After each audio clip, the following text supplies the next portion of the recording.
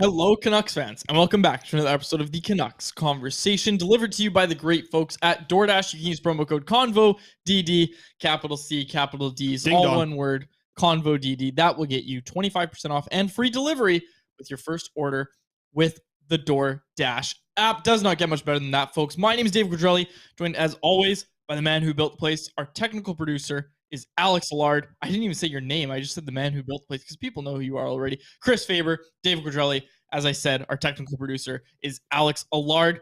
Chris, where are we starting today? Well, we are going to start with your new chair. I got a new chair. The new chair. Yeah. Alex, throw it back to the start, Alex. There it is. New chair over there, quads. You can see my red chair if you're on the YouTube live stream, and if you're on the podcast, it is red. It's got great support. I can lean back in it. It's fantastic. And we should also mention that we will be joined today by Daily Faceoff hockey insider Frank Seravalli. Yeah. I'm going to chat about Horvat in his next contract and a bunch of stuff like that. Aside from that, let's dive right into the hockey talk.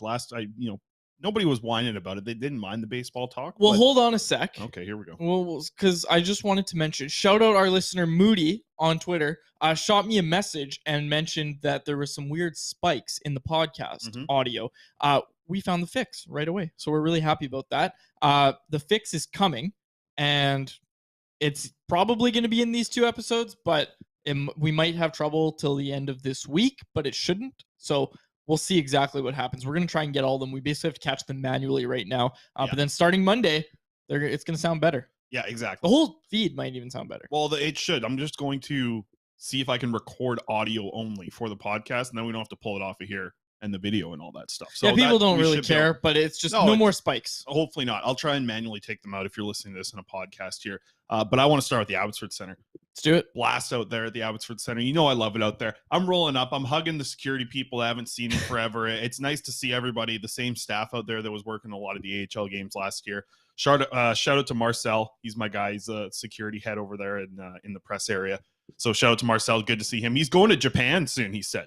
Oh, trip to Japan. One of the spots I've always wanted to go on vacation. Who's first in the chat, by the way, today? Sam Wilson. Sam Wilson said fire it up, and then Joshua Griffith jumped in. Said, afternoon, lads. Excited for the show today. Asked if I had an ergonomic chair, and yes, I do. Joshua, interact with us, folks. Hop in the YouTube live chat. If you're watching on Twitter, we can't see the Twitter chat right now, so check out the YouTube live chat over at the Nation Network YouTube channel. If you're watching the replay, be sure to join us every day, 1 o'clock.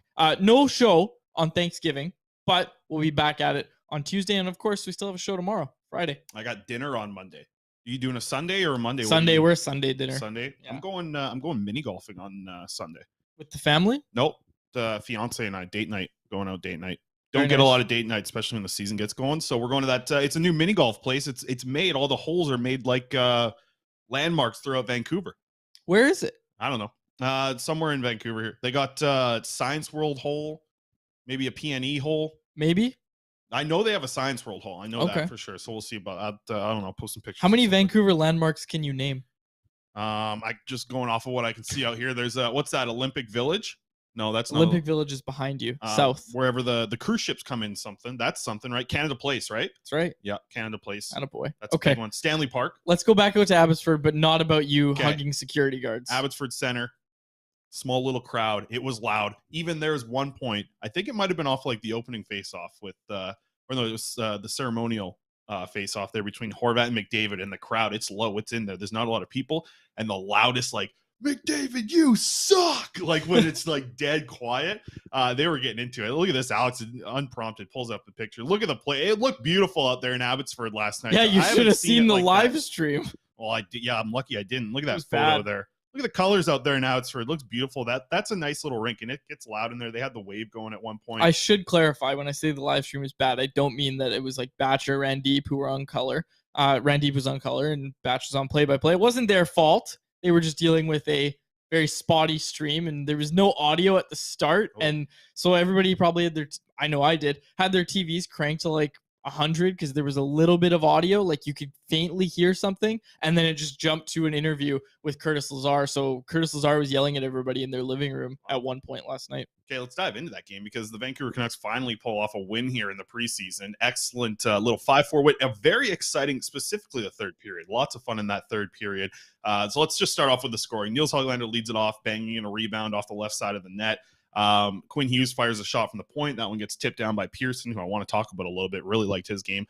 And then Connor Garland, you've been ripping on him all week ever since the show started. He goes and scores another goal. He's been productive throughout the whole preseason. I don't know what you've been talking about here, saying that he's not doing anything. He's, still contributing, puts up the goal, follows up his own little one. And then you see he scores a goal, smells his hand. Just went for a sniff of the hand after that. And that was a little weird, wasn't it? Stinky little goal he scored there. And then Pettersson, the 2 power play goals in the third period. Let's start there.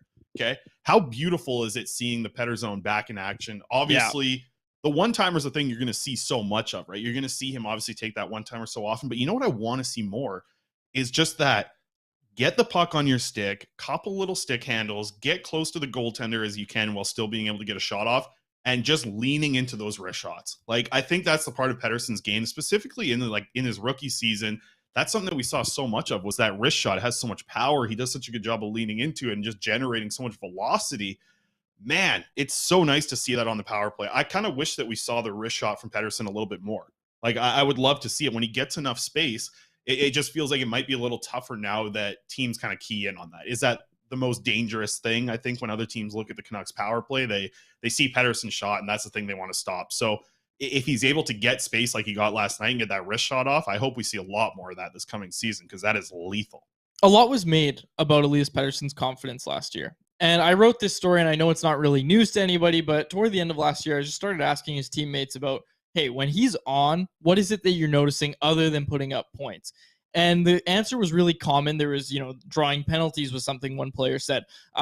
Tanner Pearson even mentioned, like, when he's got that reverse hit going and he's engaged physically, it means that everything else is going to work out for him. And look, on that first shift last night where Pettersson, I know, where Pettersson came out and just immediately laid a hit on, I believe it was Connor McDavid. He coaxed into taking a penalty right off the hop. Well, you just knew. He stopped the hype train on Holloway with a big hit to start the game. He laid out Dylan Holloway, who we were talking about a lot yesterday. Yeah, Begged Milk had to get the tattoo removed yesterday after that one. Well, my main point just is when you see Elias Pettersson engaged physically like that, when you see him drawing penalties, those are all signs that this is a guy who's going to have a really strong game. And if he can do that on a consistent basis this year, look, like, I saw all the tweets last night, people saying 200-point season incoming or 100-point season incoming. Those ones obviously a little more serious than the 200-point season incoming. But we've said it for a while. We think Elias Patterson's going to have a good season, and he hasn't done anything in this preseason to dispel that. He's been engaged defensively. Obviously, there's the offense. He's just been good all over the ice. And it goes back to the whole who's better, Miller or Pettersson thing that keeps getting brought up. I've said it before, and I will always say it. I won't back down from this. When both players are at their absolute best, Pettersson is twice the player Miller is. At their absolute best. When Pettersson's playing at his best, he's a much better player than JT Miller at his best. Yeah, I agree with you. I think that's what you look at the potential, right? And when you see games where Pettersson's at his best, and last night I think he was great. I still think I've seen better games from Pettersson at this point. I mean, in his career, when he starts to kind of get to that next level, that's what's going to be really exciting to see that on a consistent basis. Let's dive into a couple other storylines before we get to. Before you do that, I got to hop into the chat here. The YouTube live chat is bumping. Nexus says, sup, Faber and Quads. Abby Steve commenting on the live stream last night and saying audio was brutal. And Deep55 said, ask Frank, obviously, like I mentioned, Frank Seravalli joining us later in the show. Ask Frank about whether his Bruce Boudreau bold prediction is full buy-in or designed to trigger Canucks fans. We are going to ask him that because Frank put out 32 bold predictions, and one of those predictions was that Bruce Boudreau would be the first coaching casualty of the season. He would be the first NHL coach fired this season. So we'll ask him about that and much more. Brody Paxton jumped in and said, excited to see today's sick picture edit from Faber. And I'm told that you have one today. Got it right here. Let's get to it. Actually, quickly before we get to it, power play was 3 for 8 last night. Nice to see the power play clicking. And I do want to read the quote from Bruce Boudreau about Tucker Pullman. Sure. Tucker Pullman was good last night. I was just about to. And here's exactly what Bruce Boudreau said. He said, I thought it was his best game tonight, and every game he keeps getting stronger. In the first game, he played okay and then faded near the end. And in the second game, he probably lasted 2 periods before he started fading. I thought this was way more complete, and that's just because of a lack of playing. The more he plays, the better and stronger he'll get. That's Bruce Boudreau talking about Tucker Pullman, who I agree. I think he had a really good game yesterday. I think he actually did play well. Like, you know who else I liked? I know you love him, but Tyler Myers. At the end of the game, I thought he played pretty well, like kind of defending. I know it was a little bit of a mad scramble at the end there, kind of just defending against the 6-on-5 against them. But I thought throughout the game, he played pretty well, and he gave the stanchion a beautiful gift. The gift of the gift, as he came down the wing at one point and just slipped on ice, slid and fell. Hughes and Burrows as well. I thought they looked good killing penalties. And that third period, I mentioned it, exciting. 4 goals in the first 6 minutes and 16 seconds. But let's get to the guy that I just loved last night. Where's the stock going on Tanner Pearson? Alex, get it up. Pull it up, Alex. There it is. That's where the stock's going. Tanner Pearson, it's going up. I loved what we saw from Tanner Pearson. Where did you get that photo? I just thought it came together nice there on. Where did you find the headshot of Pearson there? And online. For those that online, those on the podcast, I hate that Faber does this just as much as you do. Stonks. Also, should mention that all of the replays of the live shows, if you want to watch the video version, are all available on YouTube. And those are, you don't even have to go to the Nation Network channel. I'm telling you, you go to the Canucks Army website, and there's a shows tab right at the top. You click shows, all of the replays are in there, so you can go check it out. People jumping in the chat here. Put a lot of effort into these, so I'm glad people I hope people like these. I think, yeah, well, people do, because Brody Paxton jumped in, gave a nice ha. Abby Steve jumped in and said Elias would have gotten a few more points if Bo buried at least one of those breakaways. True. He's not wrong. 3 assists on the night for Horvat, too. Yeah. But let's talk about Tanner Pearson. First man in on the Pettersson hit. Josh had a nice comment, too. I don't want to get to Josh then. Well, Josh just wanted our overall thoughts on the power play, which I think we'll get into later. Sure. Yeah, well, let's cover that later on. Let's talk about Tanner Pearson. Tanner Pearson. Got to spend it, because Alex is in our ear here. Producer Alex, he says, get in the bottom. It's on the bottom. He built this nice little tab on the bottom there. Tanner Pearson steps up. Yeah, Tanner Pearson, I tell you, stepping up there for Elias Pettersson when Pettersson takes the push in the back into the corner there. Really nice to see Pearson just immediately go in there and back up your star player. You're going to be leading scorer this season. Pearson's in there to back him up. That is massive, in my opinion, just seeing a veteran be able to step into that spot. Not only that, but there was the play later in the third period where Oliver Ekman-Larsson gets kind of just in like an interference hit, I guess you could call it, from Hyman. And that one was just another kind of dirtier play where it just like looked like it could have been looked at as not as bad, but I think at the same time, it still was a play that you didn't really love to see. And Pearson is the first guy to step in on that. And jump right into that play and be there to cover for his guy. I mean, Pearson playing like a veteran, playing like not a tough guy, but exactly what you want to see from the toughness from the team. Yep. We lost the video here. Yeah, we did lose the video here. I don't know what's going on. Probably lost Alex again. The power went out. Yeah, hopefully not. Either way, we're still doing the podcast. I loved, so I asked Tanner Pearson about it after the game. There we go. We're back. Alex is back. What Tanner Pearson said was, when I asked him, like, how, as a veteran, as a player, when you see that going, what do you do? Pearson's answer was always, you have to, and if not, you look pretty bad. That's about sticking up for your teammates. Love to see that from Tanner Pearson.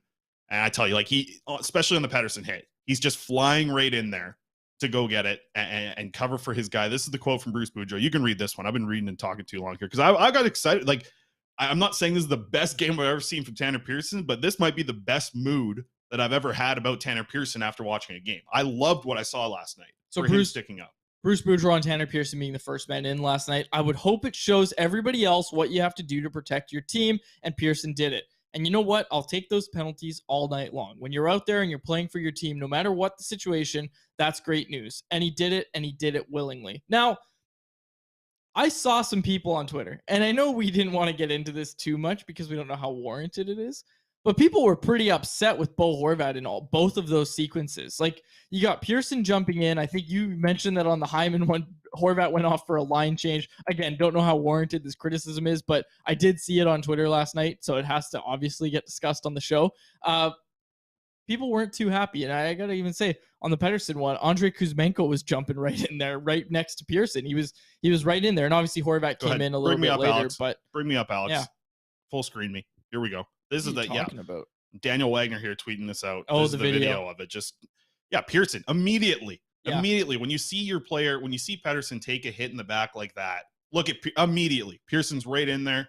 And, where's Horvat? There he is, coming in, touching the guy who's moving Pettersson out of the way. I don't know. I loved what I saw from Pearson here, stepping right in. Some of the other stuff, I'm just, I don't know. It's Tanner Pearson's got that dog in him. Oh yeah, a little bit of dog in him for sure. But I tell you what, like the veteran presence, Stanley Cup winner, like this guy knows what you got to do. I liked it from Tanner Pearson last night. I'm not saying it's the best game I've ever seen from him, but I tell you, coming away from a game like that, watching him be the first guy in to stick up for your teammates, two times quads. Love to see it from Tanner Pearson. All right, let's get to Frank. Well, quickly jumping into the chat here. I'm starting to think Alex is the real star of this show, says Joshua Griffith. And Cody Sievertson says, can a Alex conversation more like it? And then Abby Steve, about what you just said about Pearson, said, between that hit and the Nurse dirty hit against Hog, Oilers are really gooning it up this preseason. With that, let's bring in Mr. Frank Seravalli from Daily Faceoff. Frank, how are you? I'm good, guys. How are you? This last 5 minutes talking about Tanner Pearson jumping in on a preseason game is exactly why everyone else everywhere is like, as the potential for some Bo Horvat criticism here. This is why people think Vancouver overreacts. Just want to say it. This last 5 minutes, you guys are the problem. Well, I mean, I saw on Reddit last night, they were planning the parade already. There were celebrations on Robson Street. So one preseason game has really changed the fan base a little bit there. But hey, Frank, I wanted to start with this because we had a good conversation with Bag Milk yesterday. We ended up getting into a couple Arby's conversations. So I'm curious what your thing on the road is. Like, do you have a food that you always fall back on? I know a lot of people like say the Caesar salad, the chicken parm. Like, is there something you fall back on when you're on the road? Let's start here. Well, first off, let's be real. Take a look at me. Does it look like I eat any salad ever? The answer to that is no. And my go-to, I'm just like my crutch is a big late night pizza guy. Like if I finish at the rink and like you find something open, delivery or DoorDash right to your hotel, that's me. All right, now that we got that out of the way, because I needed to know. I was wondering where you were going to go with this. So pizza is the way to go. Plus, maybe you get like a slice the next night. You don't even have to double DoorDash it. No, that is totally. You cannot do that. Once the pizza has congealed, it's done. You do not go back to said pizza. Quadrelli? I'm fully on board with Frank here. Okay. You're not getting that out of me. Like if you have it left over and you have an air fryer, but you don't on the road, it's fine. Leftover pizza. It has to be refrigerated. That's what exactly. I'm talking to two guys with their last names going LLI, so I'll just like kind of concede this conversation about pizza. Frank, let's talk about Bo Horvat.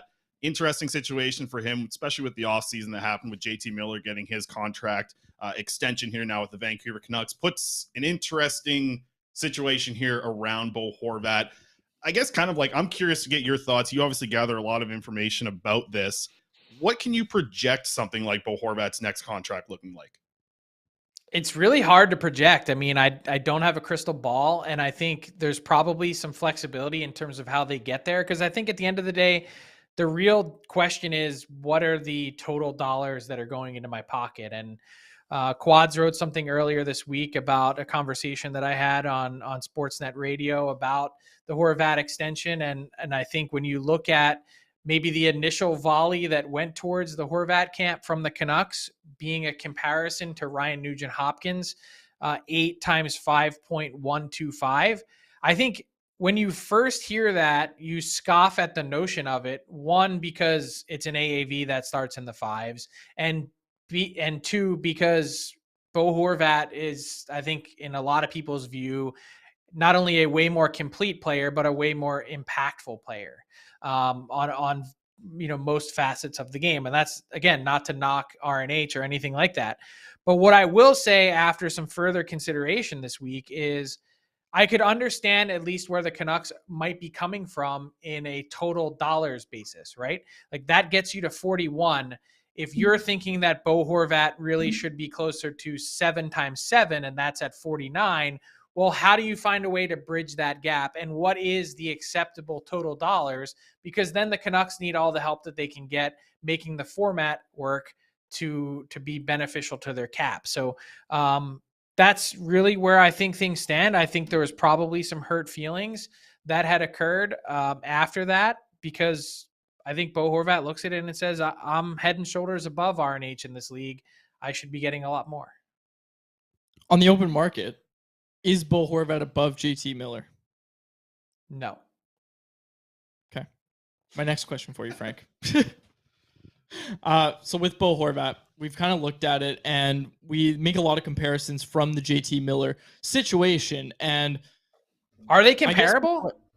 No. In the sense of it's an expiring contract. That's the question. No, I meant right? You asked about the AAV. Like I don't understand why Bo Horvat. I know they're two different players and they play a different style game. But with Bo's production, why would you think that he should be anywhere near what Miller got? No, I'm asking you. That's what I meant. I don't see it. Yeah, that's fair. I think the interesting thing you could say is what would a Bo Horvat contract look like in free agency? Like, I don't think that gets to $8 million either, but I think if he hits free agency, we're talking 7 at least. Like somebody's giving him $7 million at 7. I think it's getting close to 8. Like I think it's near 8. Yeah, it's interesting. And Frank, I'd love to get your opinion on this with how contracts are going to go with the recent news of hearing what the salary cap is going to do in the coming years. Do you expect to see like a jump in salary cap or kind of just in base salary value for AAV moving forward here with what we know and kind of have heard about what the salary cap is going to do in the next 5 years here? Yeah, I mean, there's definitely going to be a bump, and agents are trying to time it like that they have their players hitting free agency in those windows. So, undoubtedly there's going to be a rush for some of these players to get signed in that window where you can vastly increase your salary. And I think the smart thing that the NHL has done to benefit some of the managers is don't have it all come in 1 year. Don't go from 83 to 92. Smooth it out a little in between so that there's not this rush for teams that almost always spend to the cap anyway, depending on whatever. Don't let that be dictated by the crop of free agents that are out there that summer, if that makes any sense. Yeah, Frank, well, you got to get to your bold prediction here for the Vancouver Canucks. I know you sent the market into a frenzy a little bit here because everybody loves Bruce Boudreau. Maybe the media might have been the people most freaked out about this because we love dealing with Bruce Boudreau. But bold prediction for the Vancouver Canucks. Yours was that Bruce Boudreau might be the first coaching casualty. And I mean, it's true. It's a situation for the Canucks where they need to have a good start. They cannot start anything near like they did last year. Interesting couple of names to kind of mention here before you get to your answer. Mike Yeo being here as an assistant coach. Also, Jeremy Colleton down in the AHL has some NHL coaching experience as well. You brought it up as your bold take when talking about the Vancouver Canucks that he could potentially be the first coaching casualty of the season. It's a bold take. You're throwing that out there in these type of articles. You can kind of see the way that this could play out to get to that spot. But some other interesting things, I think, with the new management group not being the one that kind of was the decision maker maybe on bringing Bruce Boudreau in, that's kind of where you're coming from with this, do you think, Frank? That's part of it for sure. I mean, look, I think what you do is you take a few tidbits of info that you have and try and come up with something that might be plausible, but that's probably still a long shot. Like, isn't that the entire point of the story, is to generate interest, be informative if you can, and also, take some swings, because no one wants to hear about predictions that are obvious. Like if I were to say, hey, the Colorado Avalanche are going to win the Stanley Cup this year, like what does that do for anyone? That's not interesting and or fun. In this case, there's always, every year we got the email. I'm sure you guys get it too. The annual, this guy has the best odds. This year it was Sheldon Keefe has the best odds to be the first head coach fired. It makes it into every one of my predictions. This year, it was Bruce Boudreau for those reasons that you mentioned, that he did ask for an extension and didn't get one, that he wasn't this management's group's choice, because that decision was largely made by Francesco Aquilini with, a sort of slight nod from Bruce Boudreau, who wasn't hired till, Jim Rutherford, who wasn't hired till 4 days after Bruce Boudreau. So when you put all those things together, plus what, maybe Abbotsford and the game changes things a little bit. Maybe the feel today, you guys seem to be pretty positive. I think up to this point has been, for the most part, a rather underwhelming camp. Like Pettersson has had his moments where he's looked really good. And I think, you look at some of the other young guys that are on this, in this camp that should be trying to knock the door down and burst through and earn a roster spot. they haven't done it. They haven't reached out and grabbed it. And then there's still that kind of mushy middle. And you guys are all excited about Tanner Pearson. But, some of those other guys that are on the team, the Dickinsons, et cetera, that have, need to play better. And you need to get as much as you can from your stars. Like, it just feels like this camp has sort of been underwhelming. So I think you take all those data points and you mash them together and you say, well, maybe this is a plausible idea. We're going to use that as a bold prediction. So it's partially for fun. It's partially to take a kernel of truth and see where it goes. Frank, I swear I'm not just asking you this because we were talking about Bo Horvat not being the first into a scrum ahead of Tanner Pearson, but is there a chance that if the Canucks can't figure out a contract with Horvat, that they decide to move him at the deadline? Do you see that as a possibility? Of course it's a possibility. I think it also depends on where the team is at in the playoff chase. I think ideally what you'd like to avoid is being in a spot where you're making the decision whether to keep or trade Bo Horvat at the deadline based on where you are, and that ahead of time going into it, whether we're in or we're out, this is the decision we're making, because you don't want the drama, the seesaw that goes back and forth. But I think it's certainly a possibility. Like, look, at the end of the day, there's only so many dollars to go around. And, I think this is the fair way to explain it. There was a ton of urgency, and the Canucks hair was on fire trying to make sure that they did not go into this season with JT Miller in that same boat. They got Miller done, and I feel like that took a lot of heat off of whatever happens next. If we can sign Bo Horvat at the number that we have planned and budgeted, great. And if not, let's see what happens this year. Maybe he plays himself into a year that Miller did last year, and you say there's zero chance we can let this guy go, because that's really what happened with Miller, right? Mm-hmm. No, it's good. I'm guessing this won't be the last time we chat about Bo Horvat's future with you, Frank. Appreciate you jumping on here, and I'll tell you this: hell of a job defending your bold prediction. I think you backed it up well here, and I think Canucks fans should take that as much as they will reading about the tweets about what you said, anyways. So it's all in good fun, guys. Like, I'm sure I don't like attacking or saying that someone's going to lose their job. I just, there's a prediction like that every year, and this one seemed to line up a few dots. And like I said, I do think there's a lot of eyes and a lot of pressure on this start for the Canucks team, because this is not a year that you can let slip away again by November. Absolutely. As someone who's in the scrums, though, just give me a full year of Boudreau, man. He's just gold in scrum. The media has rooted for Boudreau, I'd say, in just about every market for that exact reason. He never disappoints. Yeah, absolutely incredible. All right, Frank, appreciate you taking some time out of your day, and we'll chat soon. Thanks, guys. Have a good one. You betcha. There he is, Frank Seravalli, joining us here on the Canucks Conversation live. Do we want to get right to prospects? What do we want to do here? I don't. Poll question? You want to do? I seen Alex is putting together. I came in here a little early, do a little prep with Alex. He's got this big Atlas Goods poll question graphic. I don't know if he was just messing around with it. If he has it here, Alex, pull it up, Alex.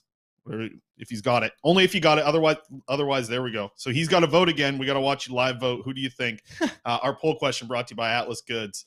Aside from Elias Pettersson, who has impressed you the most this preseason? Is Alex angry? As we watch our producer here live select his choice on the poll question. What's he saying? Is he angry today? No. Oh, yes. No, he's going with Andrei Kuzmenko.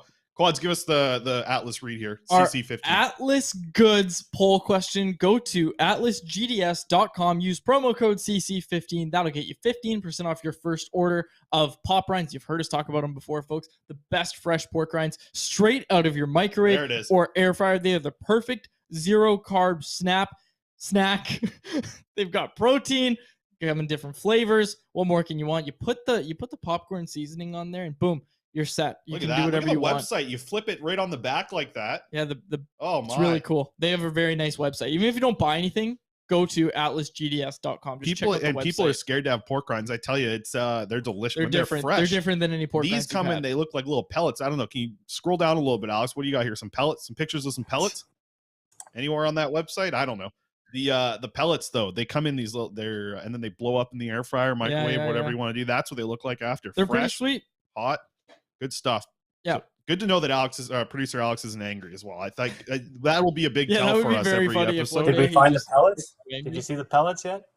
I haven't seen the pellets. That's good enough. We're good. Look at that. You put them in a soup, put them in a sandwich. Atlas Goods, Atlas Have you GDS, guys had promo these? code Have you tried these? CC15. Oh yeah, I've had them. They posted an Instagram photo one time of the nachos.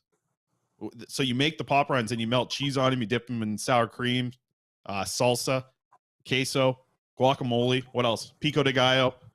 Anything you want. What else can you put it in? A lot of possibilities. Let's get to the Crema. poll question. Okay, Poll question. let's get to the poll question here. Remember, promo code CC15. Aside from Elias Pettersson, who has impressed you the most this preseason? Niels Höglander, Andrei Kuzmenko, Vasily Podkolzin, and as always, I'm angry. Chris, so far, 51% of the vote, Andrei Kuzmenko. 19% say Niels Höglander, 18% say Vasily Podkolzin, and 12% say they are angry. Now, I'm curious to get your take, and I'll go first.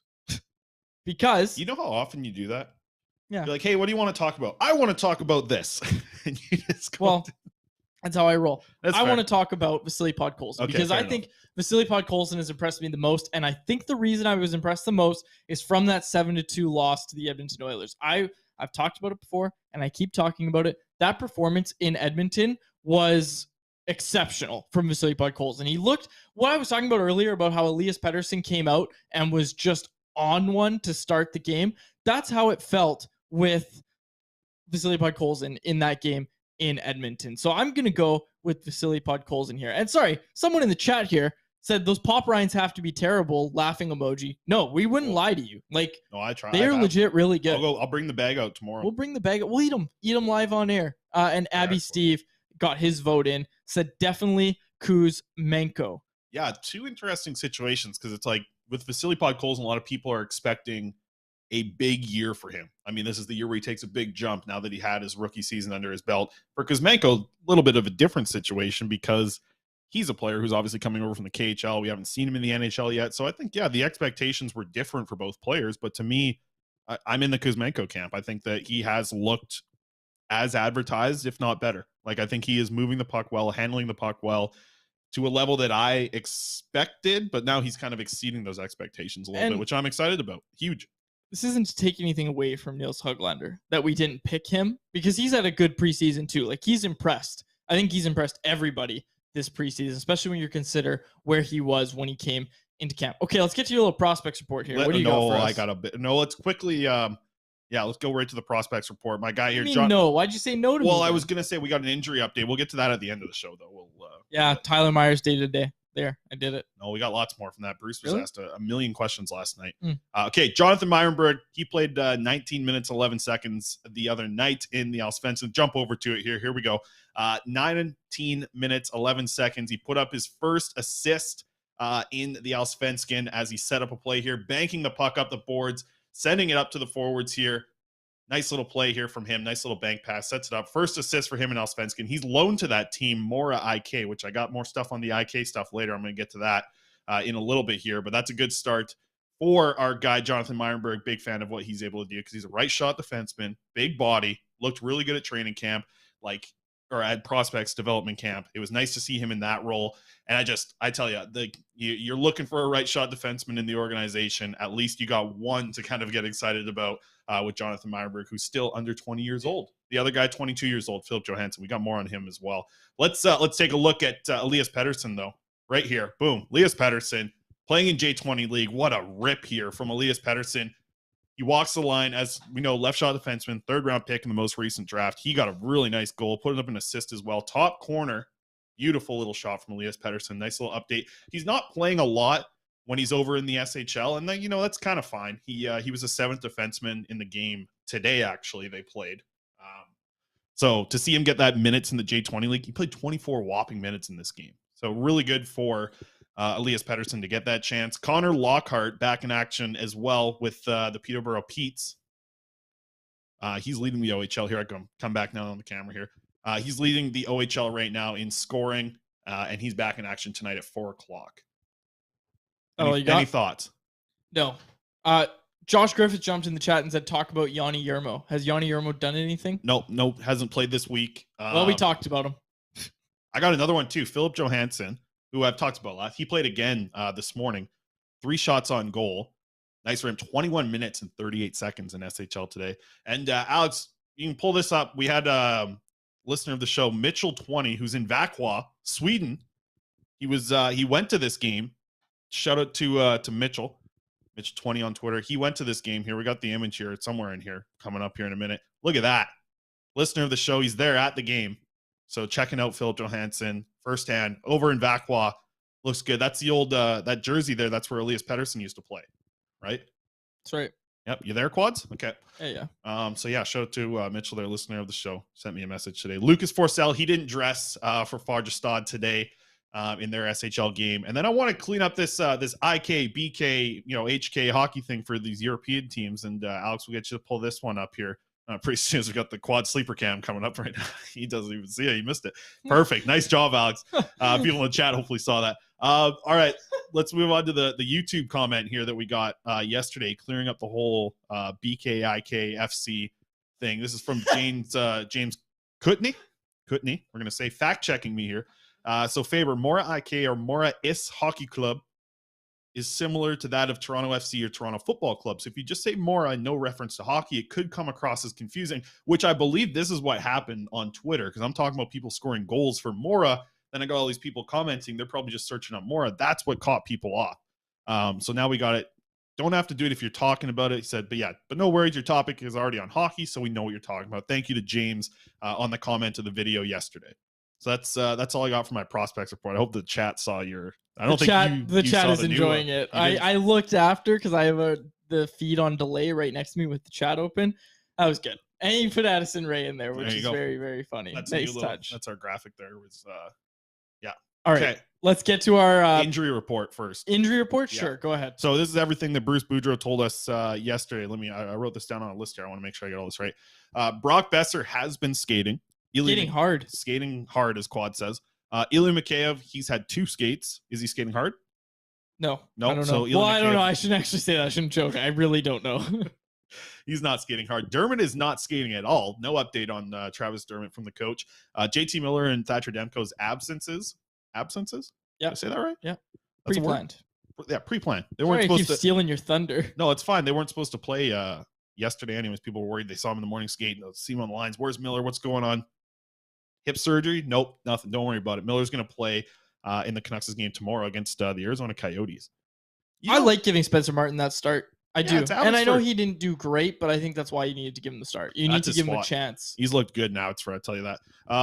And then Justin Dowling, who I expect to see in the AHL, be a pretty good impact player in the AHL. Sounds like he's going to be out for a while. There wasn't really a clear definition from Boudreau about Dowling. And Phil DiGiuseppe, he wasn't in the lineup last night and on the lines either, but I think they're still evaluating him, Boudreau said. I don't know if that's to make the team or if there's another situation for Phil DiGiuseppe. So that's the injury report. All right, let's get to our Betway wrap up here. What do you have for us on the old Betway machine, Chris? Bring it up. Friends at Betway, go check them out. Got odds, got everything you need. We talked about baseball the last 2 shows. And Look at the editing I did on this too. Look at that highlighter I put in there. Yeah, for the podcast listeners, Faber has highlighted the return and highlighted the stake on QB interceptions thrown by Matt Ryan over. Oh wow, okay, I actually don't hate that bet. So you think you're putting $10 on Matt Ryan with the Indianapolis, what are they called? Colts? Yep. I'm starting to watch football, by the way. I'll get into that on another you're always episode. You're always texting me saying, who's going to win this game? Yeah, well, I've been good in my pick'em league. That's what's got me into football now. So am I. I'm running away with my fantasy league, everybody. There you go. Matt Ryan, $10 stake on him throwing a pick. Returns you 18-33. Little voice crack there. You got to take that. I mean, Matt Ryan's going to throw an interception. You think so? Oh, yeah. Well, I'll be watching for it now. And what's the deal? You put $50 down on this, you're getting... Stop telling people to put $50 on all these bets that you just throw out there. $84-ish, somewhere around there. $85. Yeah. Throw 50 down on that. Yeah. All right. So be sure to check out our friends at Betway. Do you have anything else before I wrap up so I don't get Greg in my mentions saying that I rushed you? Not really. I had a croissant for breakfast this morning. Haven't had a croissant in a long time, so that was nice. Okay, that's fantastic. Mitchell Locks. Go to the chat. What is it? Mitchell in the chat? Locks. You tell me, Mitchell. Tell me how to pronounce your name. In the live chat said, I feel like Dermott could be out long term. Only thing we've heard is he hasn't even skated yet. It's something to think about, and we don't want to speculate, but no one really saw how Dermott got hurt when the practice was actually happening. Like you ask any media member that was there, none of them saw. I don't know if that's because none of them were paying attention. I was paying attention. So what happened? So he skated off the ice on his own, and then he no. On what happened before that? I don't care about. Nothing like actually happened. Like he just skated off the ice on his own, and he leaned over and he spat out a couple times, and then he got helped off. But he was not putting any weight on one of his legs when he walked off, which was weird. That could have been from the wooziness. Well, I don't think it's like that's a leg what I'm getting injury. at here. It's interesting for sure, but I seen him, limp off the ice there. Well, Bruce two Boudreau, staff people on either side holding him up. Bruce Boudreau spoke after about it and just said he was feeling a little woozy, so we just told him to take the day off and go home. And we haven't heard about him skating since. Bruce Boudreau has said that he's not skating, so that's really interesting to kind of keep an eye on, because again, as Mitchell pointed out, Dermott could be out long term. We don't know. We don't want to speculate, but the fact that he was feeling woozy and we don't have any answers, people are going to speculate. How do you like your new chair? We'll wrap up on your new chair there. I love the chair. I went to Facebook Marketplace this morning, picked it up. Let's go back view, Alex. We get the back view here. Show him the chair. Back view. Show him the chair a little bit. Look at that red back. Yeah. Lean into it a little bit. Yeah, it's nice. It's ergonomically correct. Look at that. Yeah. Looking good. All right, we'll close it out there. I want to see the sleeper thing one more time, Alex. Can you pull that up too? Producer Alex here. We're on the wrong jazz music up. I want to see the sleeper. I didn't get a chance to see it. I'm too busy looking at my prospects reports here. See the sleeper shot here. Oh boy. You'll see it after. You go watch the replay. There he is. Oh, he's in the chair again. Wow, you got me on both of these. He's in the chair again. All right. Excellent. This is trippy.